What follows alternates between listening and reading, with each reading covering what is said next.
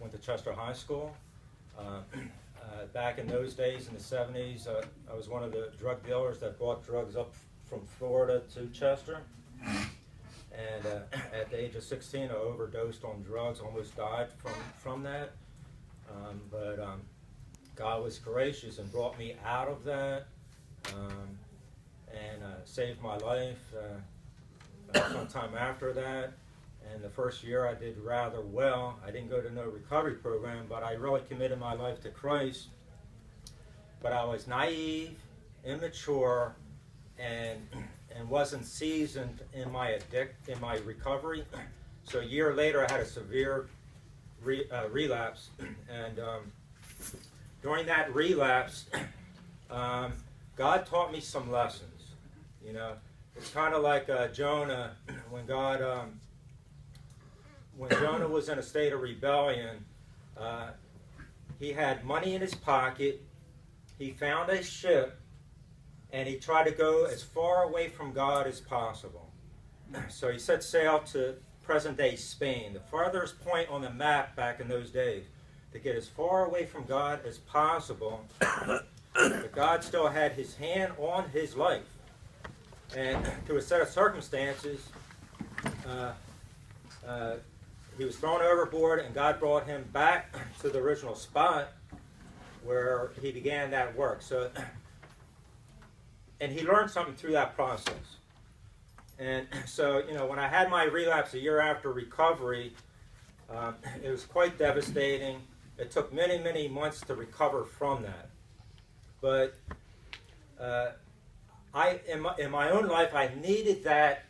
That relapse was an important turning point in my life. From that day forward, I had never taken any drugs and never had a drink.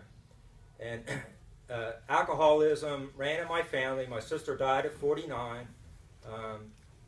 And so I knew what I was up against. And, you know, it says, the dog has returned to his vomit again, and the sow that was washed to its wallowing in the mire. From that day that I had that relapse, a year after my recovery, it left a bad taste in my mouth. And in the A book, it says you got to get to a point where you have a detestable hatred toward the alcohol and the drug. And I had finally gotten that. I was sick and tired of being sick and tired at that point. And it forever changed my life. And so sometimes, even though relapse is a bad thing, sometimes it helped to finally get me to wake up. So the first year I was immature and didn't understand all the components of how to stay clean. But after that, I really got down to business, and it forever changed my life. But in the A book, it says, half measures availed us what? Nothing. So, you know, just doing just enough to get by is not enough. You got to truly get to that point where it's like a turning point in your life. And Jesus said, I've come that you may have life and have it more abundantly. Do you have life? Do you have an abundant life? And I often say, you know, I have an 8-year-old child. And I often say, if my child came to me and say, Daddy, and I don't have a Mercedes, I'm going to use this as an example. Daddy, can I drive your Mercedes? Well, at 8 years old, he's not ready. He's still immature. He doesn't understand the importance of driving a vehicle. And I'm not going to give him the keys to my Mercedes. He's going to have to grow up a little bit. He's going to have to mature a little bit. He's going to have to get seasoned in becoming an adult.